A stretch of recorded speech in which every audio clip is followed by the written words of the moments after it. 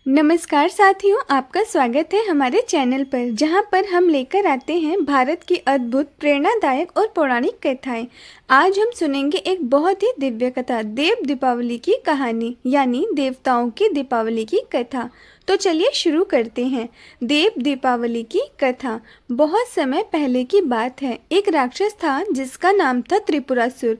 वह बहुत ही शक्तिशाली था और उसने ब्रह्मा जी की कठोर तपस्या करके 3 नगर प्राप्त किए। एक स्वर्ण सोने का, एक रजत चांदी का और एक लोहा लोहे का।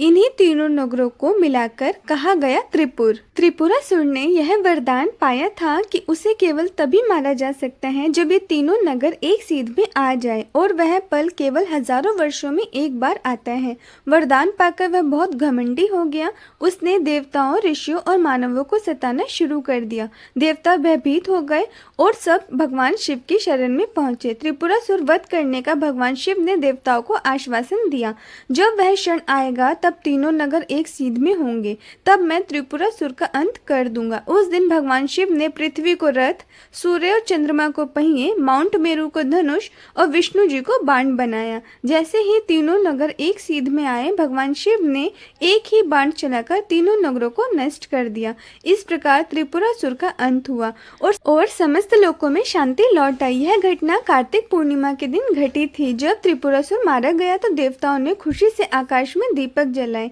सभी देवता गंगा जी के तट पर एकत्र हुए और उन्होंने भगवान शिव का अभिनंदन किया।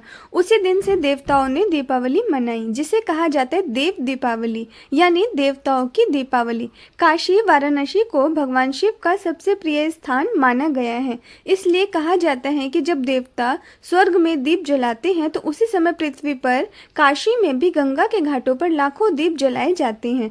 पूरा काशी नगरी उस दिन स्वर्ग जैसी दिखाई देती है। गंगा जी के जल में दीपों को सुनहरी परछाई, मंदिरों में घंटों की ध्वनि, आरती की गूंज, सब कुछ दिव्य और अद्भुत होता है।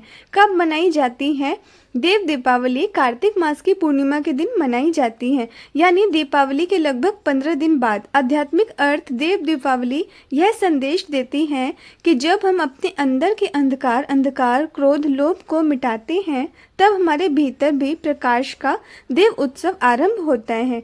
दोस्तों, अगर आपको यह दिव्य कहानी पसंद आई हो तो इसे लाइक करें, शेयर करें और चैनल को सब्सक्राइब करना ना भूलें, ताकि ऐसी और भी पौराणिक और प्रेरणादायक कथाएं आप तक पहुंचती रहे। जय भोलेनाथ, हर हर महादेव।